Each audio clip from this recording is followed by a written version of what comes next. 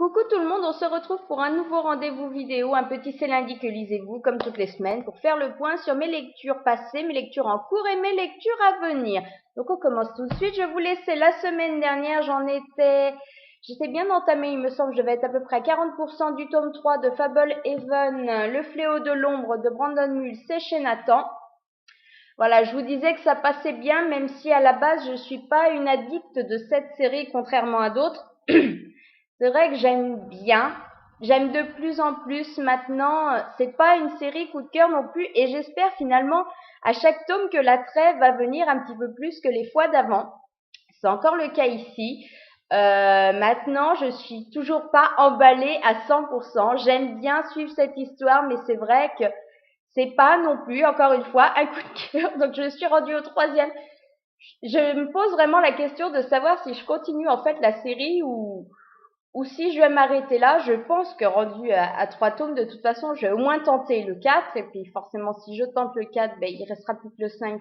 Donc je continuerai. Maintenant, je pense pas que ça va être dans l'immédiat parce que, voilà, comme je vous dis, je suis pas entièrement emballée, même si je reconnais que ce troisième tome est pour moi, pour l'instant, le meilleur, le plus appréciable des trois, parce que voilà,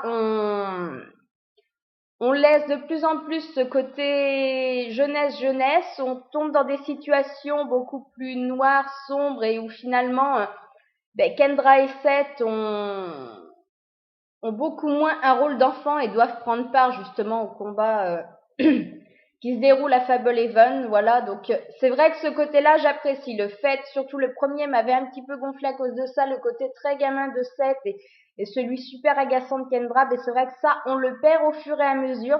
Voilà, maintenant je pensais que c'est vrai que le début de tome, en fait, contrairement à d'habitude, où il se passe entièrement quasiment à Fablehaven, ben là on avait une petite scission. Autant Seth restait donc justement dans la réserve pour essayer de, comment dire, de démêler un petit peu, parce que voilà, le fléau justement agit, contamine Fablehaven au fur et à mesure. Ils ne savent pas d'où il vient ni pourquoi. Donc voilà, Seth reste à la réserve et va essayer un petit peu de trouver des indices, de savoir justement ce qui a pu engendrer tout ça. Et Kendra, à côté de ça, en fait, s'en va en mission un petit peu ailleurs. Et je pensais que j'allais vraiment apprécier le fait de, voilà, de me retrouver hors de Fablehaven et de la suivre. Et en fait, ça n'a pas vraiment été le cas. Je me suis quand même assez ennuyée avec sa visite à la Mesa perdue. Voilà. Par contre, à contrario, les chapitres où justement on parlait de Seth et de ses recherches à Fablehaven, ben là j'ai adoré. Donc c'est vrai que ça a compensé un petit peu.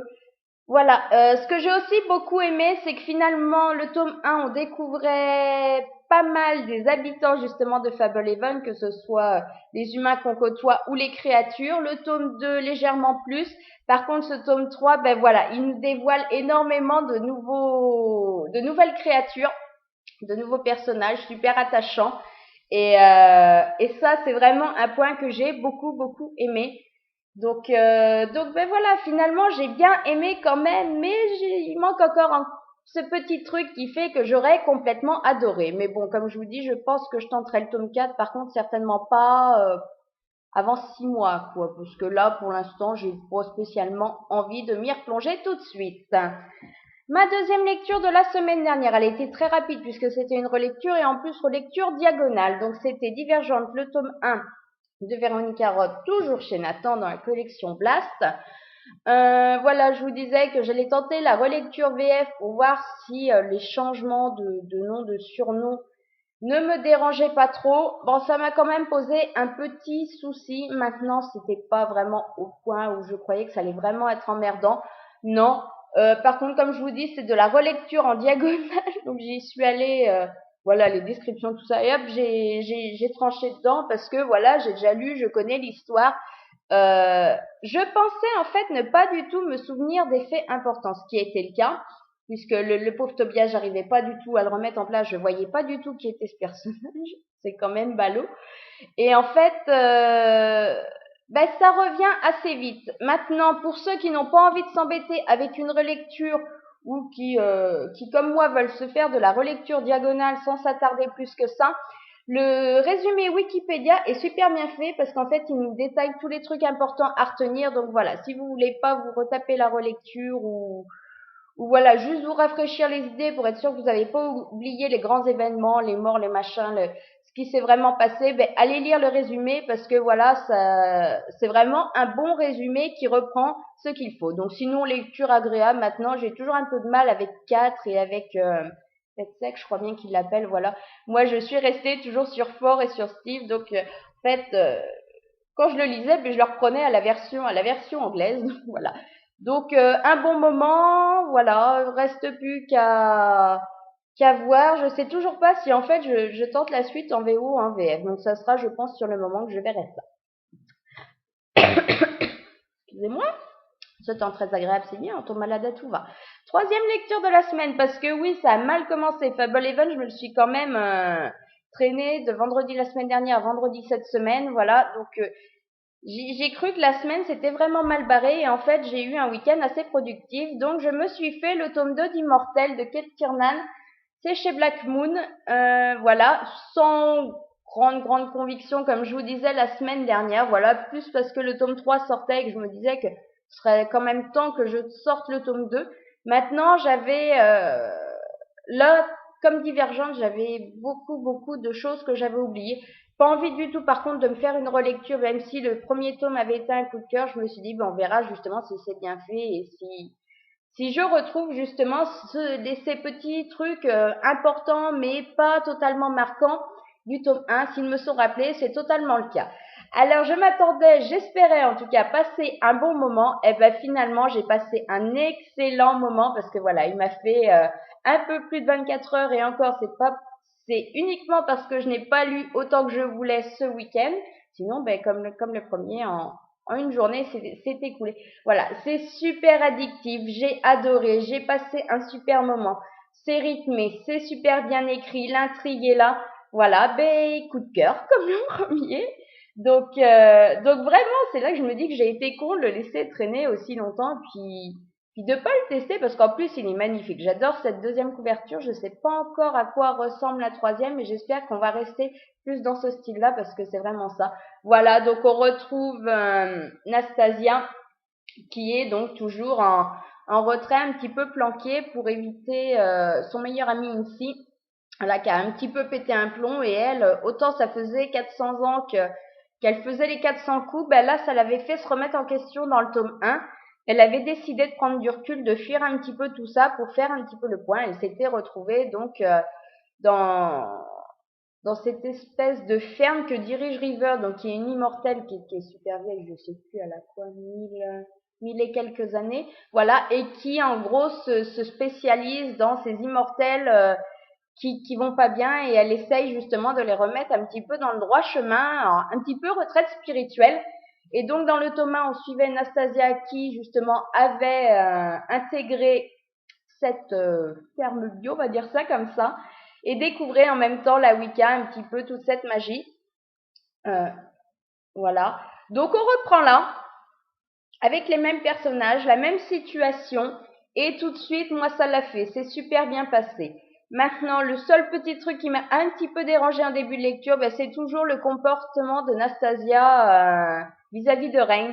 Voilà, j'ai trouvé agaçante. Ce côté-là, je préfère une héroïne qui se décide que ce soit bon ou mauvais, plutôt que de souffler le chaud et le froid comme ça. Donc c'est vrai que ça m'a un petit peu agacé au début. Maintenant, après, on n'a pas du tout pris la direction que j'escomptais parce que comme d'habitude, je n'ai pas relu la quatrième de couverture. Si c'est pour se faire spoiler juste avant la lecture, c'est pas la peine.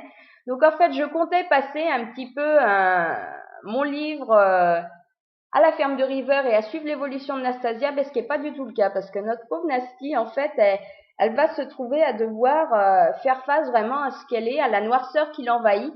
Et petit à petit, il va se passer des choses et elle va vraiment se remettre en question et elle va être obligée, en fait, elle va être complètement submergée par ça et voilà, et j'ai pas envie de vous baver sur la suite. Il faut lire parce que voilà, tout ne se passe pas en fait à la ferme de River. Voilà, il y a plein d'éléments à côté.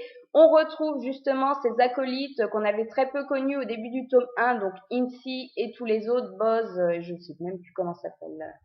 le reste de la bande, mais voilà, elle va se retrouver de nouveau en contact avec eux, et c'est vrai qu'on va en apprendre plus sur chacun, et ça j'ai beaucoup aimé, parce qu'on avait perçu cette noirceur un petit peu au début du tome 1, mais comme c'est des personnages qu'on recroisait pas après, mais on n'en savait pas trop, même sur ce qu'ils avaient vécu ensemble ou quoi que ce soit, et là, ben, ça répond quand même à pas mal de questions, donc voilà, à partir de là, c'est super rythmé, c'est plaisant, les pages défilent, on le voit pas passer, vraiment, je recommande pour ceux qui ont lu le tome 1 et n'ont pas encore sauté sur le tome 2, surtout que je crois que le tome 3 est sorti le 2 novembre, donc vendredi. Donc voilà, allez-y, je recommande. Surtout si vous avez aimé le tome 1, je pense que vous serez vraiment pas déçus par ce tome 2. On va essayer de faire vite parce que je vois qu'on est déjà à plus de 10 minutes. Ma lecture en cours. Alors, elle est toute petite, elle est juste commencée, mais elle est quasiment déjà finie. C'est donc Mot d'excuse. Donc, les parents écrivent aux enseignants de Patrice Romain et c'est chez Pocket. Alors voilà, il fait 160 pages. Il existe aussi en version illustrée. Donc je sais pas ce que ça donne. Je feuilleterai en magasin voir si c'est vraiment différent. Maintenant, je m'éclate, je passe vraiment un super moment. Voilà, c'est de l'humour, c'est du témoignage, c'est du vrai. Et en même temps, mais on se dit, des fois, qu'est-ce qu'ils sont quand même de mauvaise foi, ces parents. Voilà, même moi avec le pitchou, je pense qu'il y en a, j'aurais pas osé les faire quand même, parce qu'il faut voir. Surtout qu'en plus, on nous les sort avec l'orthographe du mot exact. Donc c'est vrai, il y en a certains, faut limite déchiffrer, parce que les parents sont quand même corsés, je sais pas, surtout que moi, voilà, j'ai toujours du mal avec toutes ces fautes de français. Alors là, pour le coup, je suis gâtée, mais voilà, je passe vraiment un super moment. C'est de la lecture détente, ça se lit vite, ça se lit tout seul, mais c'est vraiment une bouffée d'air frais, ça passe super bien et voilà. Donc j'en suis à 70%. Je pense que de toute façon, ça changera pas parce que voilà, pour l'instant, je m'éclate, donc il n'y a pas de raison que les 30 derniers pourcents soient inintéressants. Mes lectures à venir, je sais pas trop, donc j'en ai finalement sorti deux, je pense de sûr.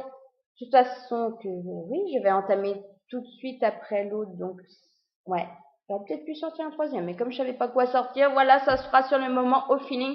Donc ma prochaine lecture, ça y est, je le sors, ça fait plus de 6 mois que je le veux. Je me suis dit que ce mois-ci, j'attaquais avec, comme ça, il serait lu, on n'en parlerait plus, il serait classé. C'est donc le tome 2 du spin-off de Chasseuse de la nuit. Non, de Chasseuse de la nuit, donc. Les Trains des Ténèbres de Janine Frost, c'est chez Milady, voilà, Mancheresse, j'en ai suffisamment parlé, ben voilà. C'est le petit papy, il a l'air bien méchant, mais en même temps, il a l'air d'avoir bon cœur, j'ai hâte de voir ce que ça donne. Et voilà, faut que j'avance comme ça, après le tome 5 et 6 de Bones pourront y passer. Je sortirai aussi certainement cette semaine le tome 3 de Kate Daniels, Attaque magique d'Ilona Andrews, aussi chez Milady. Décidément, ça va être une semaine Milady. Voilà, parce que j'ai envie quand même de découvrir ce tome 3. Maintenant, c'est pas de la super envie non plus. J'avais eu du mal avec le tome 1, j'avais beaucoup plus apprécié le tome 2. Bon, les trois quarts des gens sont d'accord que ce tome-là, c'est le meilleur. Donc voilà, je décide de le sortir et on verra bien ce que ça donne. Et puis en même temps, c'est comme d'habitude, il fait 350 pages. Par contre, je suis un petit peu navrée. Je trouve qu'en fait, les marges, elles vont super loin. Il n'y a pas grand-chose en marge, en fait. Donc, chose que j'aime, à la limite, elles sont plus grandes dedans qu'à l'extérieur. J'aime pas du tout avoir le doigt qui bouffe, en fait, sur les caractères. Bon, on verra. C'est bizarre. Il me semblait pas que c'était le cas avec les tomes précédents. Donc voilà, je sortirai le tome 3 de Kate Daniels. Voilà pour mes lectures. Sinon, petit rappel, chose que je ne fais pas d'habitude, mais là, je ne pouvais pas passer à côté. La sortie de la semaine à ne pas manquer. Donc, mercredi sort le tome 1 de la sortie de la série Crossfire. Donc, dévoile-moi de Sylvia Day. C'est chez J'ai lu, je crois bien que c'est 13 €. Voilà. Un des coups de cœur que j'ai eu récemment. Voilà, téléphone qui sonne, je reviens. Voilà. Donc, aïe. Je sais plus ce que je disais, donc à ne pas louper, oui, donc mercredi la sortie de Dévoile-moi le tome 1 de la saga Crossfire, donc vraiment un coup de cœur récent, j'ai adoré. Voilà, on parlait de 50 Shades, mais là le deuxième sort, donc moi j'ai préféré celui-ci, je trouve que au niveau de l'écriture, Ça n'a rien à voir parce que les deux, on classe les deux ensemble, mais pour moi c'est très différent. On prend un petit peu la même histoire de base, mais après le style, l'histoire en elle-même n'est pas du tout la même. Donc vraiment, n'hésitez pas, faites-vous plaisir. Voilà, sinon, quoi d'autre? Si, voilà,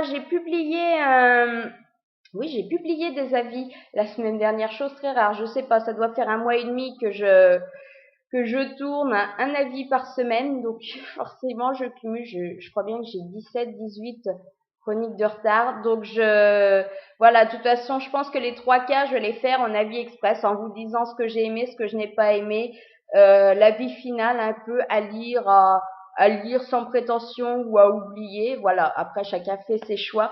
Maintenant, j'espère défourailler, garder un rythme un petit peu cette semaine. Donc, sont tombées les chroniques du tome 1 de Cupcake Club Baiser Sucré. Donc là, c'était un petit peu mitigé. La deuxième était le Clan des Nocturnes, le tome 1 Jacob. Là, j'ai beaucoup plus apprécié. Et la dernière était ultra rapide puisque c'était de toute façon une petite nouvelle de 10 pages. Donc le tome 1 et demi de Divergent qui s'intercale entre le 1 et le 2. Un petit moment détente, plaisir qui passait bien, mais sans être indispensable et qui s'oublie vite. Voilà, donc je vais vous laisser là pour cette semaine. Je pense essayer avec un peu de bol de faire ma vidéo cette semaine concernant, je vous en avais parlé, donc un petit comparatif justement, dévoile-moi 50 Shades, ce que j'ai aimé dans chacun, ce que j'ai préféré dans l'autre. Mais franchement, à pas mettre en concurrence, si les deux vous tentent, laissez-vous tenter par les deux parce que voilà, ce sont deux lectures de toute façon super addictives.